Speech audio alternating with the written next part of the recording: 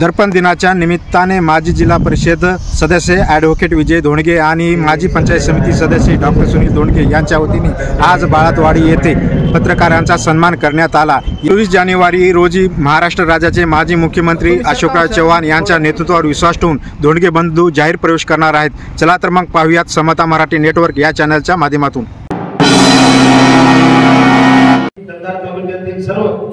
पत्रकार बांधवांचा सन्मान करावा या उद्देशाने हा सत्कार सोहळा आयोजित आपण केला आहे। या ठिकाणी पत्रकार बांधवांच्या बाबतीत बोलायचं म्हणजे वृत्तपत्र आहे म्हणून आपल्या देशातली लोकशाही टिकून आहे।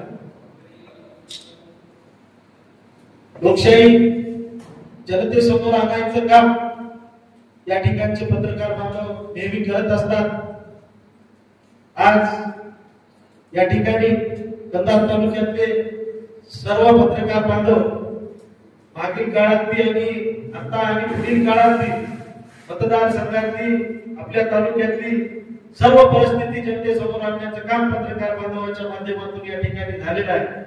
मित्रहो, पुढच्या काळामध्ये आपल्याला या ठिकाणी मिळून या मतदारसंघाचा खरा चेहरा मोहरा स्वातंत्र्यानंतर या मतदारसंघामध्ये काय परिस्थिती आली ही तुमच्या माध्यमातून आपल्याला या ठिकाणी जनतेच्या समोर आणायचं आहे।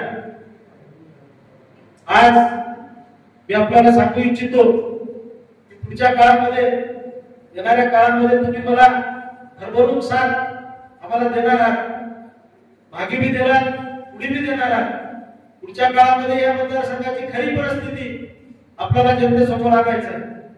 म्हणून मी या ठिकाणी जास्तीचं काही बोलणार नाही। आज आपल्या शहरात कार्यक्रम बी आहे, तुमचा निमित्त आपल्याला खूप घाई आहे।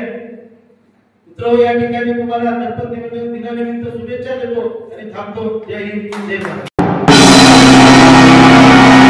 जानेवारी रोजी कंधार येथे जिल्हा परिषद केंद्रीय शाळेच्या मैदानावर या ठिकाणी महाराष्ट्र राज्याचे माजी मुख्यमंत्री अशोकरावजी चव्हाण यांच्या नेतृत्वामध्ये या ठिकाणी मी असेल, डॉक्टर सुनील धोंडगे, ॲडव्होकेट विजय धोंडगे, माजी जिल्हा परिषद सदस्य प्रताप धोंडगे आणि आमच्या या दोन्ही कंधार लोहा तालुक्यामधील ग्रामपंचायतचे सरपंच असतील, पंचायत समितीचे सदस्य असतील, माजी जिल्हा परिषद सदस्य असतील, यांनी या ठिकाणी BJP मध्ये प्रवेश करण्याचं या ठिकाणी ठरवलेले आहे। त्यानिमित्तानं 24 तारखेला कंधार येथे जाहीर सभेचं आयोजन केलेलं आहे आणि या जाहीर सभेला मार्गदर्शन करण्यासाठी ठीक 1 वाजता माजी मुख्यमंत्री अशोकरावजी चव्हाण साहेब या ठिकाणी मराठवाड्याचे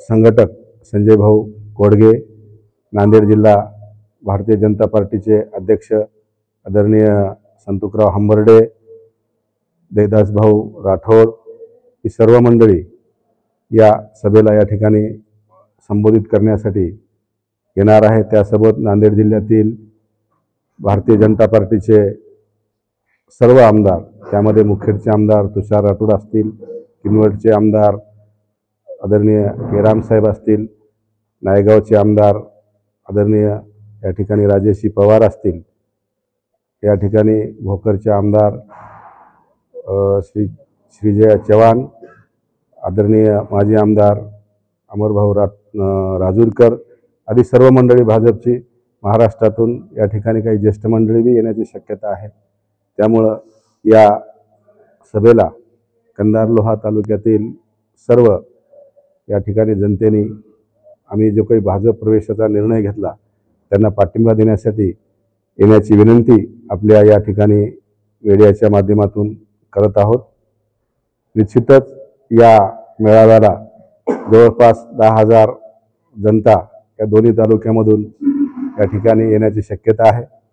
आणि या देशामध्ये आदरणीय पंतप्रधान नरेंद्रभाई मोदी, आदरणीय अमित शहा, या भारतीय जनता पार्टीचे राष्ट्रीय अध्यक्ष JP नड्डा साहेब, महाराष्ट्राचे या ठिकाणी मुख्यमंत्री देवेंद्रभाई फडणवीस आणि या भारतीय जनता पार्टीचे महाराष्ट्राचे अध्यक्ष आदरणीय चंद्रशेखरजी बावनकुळे, कार्यकारी अध्यक्ष रवींद्रजी चव्हाण यांच्या नेतृत्वामध्ये या ठिकाणी देशभर भारतीय जनता पार्टीची घोडदौड चालू आहे।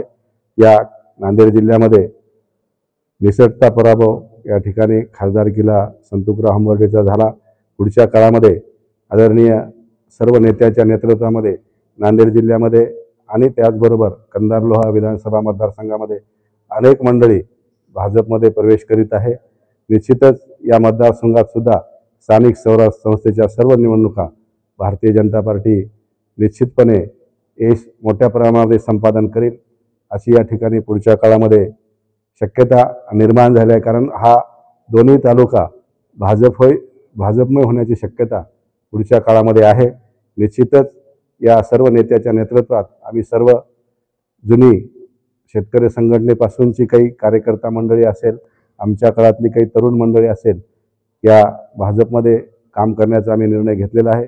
निश्चितच पुढच्या काळामध्ये पक्षाला मोठ्या प्रमाणामध्ये ताकद या ठिकाणी मिळणार आहे। कारण जनता ही भाजपच्या बाजूनं निश्चित पुढच्या निवडणुकामध्ये सुद्धा राहणार आहे याची आम्हाला हमी आहे। ते पक्ष जो पुढच्या काळामध्ये आदेश देईल तो आदेश या ठिकाणी शिरसावध मानून आम्ही पुढची वाटचाल करू। नांदेड जिल्ह्यामध्ये सगळी या ठिकाणी असं काही नाही।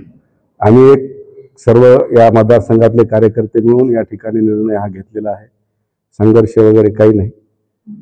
आमच्या सतसत विवेकबुद्धीला वाटलं की बा आता भारतीय जनता पार्टीमध्ये काम करावं असं आम्हाला वाटलं। आम्ही कार्यकर्त्याच्या भावना, लोकभावना या ठिकाणी जवळपास 1 महिनाभर सर्व मतदारसंघामध्ये गावागावामधील कार्यकर्त्याशी संवाद साधून पुढचा राजकीय निर्णय काय घ्यावा या संदर्भात चर्चा केल्यानंतर सर्व कार्यकर्त्याच्या भावनेचा आदर करून या ठिकाणी आम्ही भाजपमध्ये प्रवेश करण्याचा या ठिकाणी निर्णय घेतलेला आहे।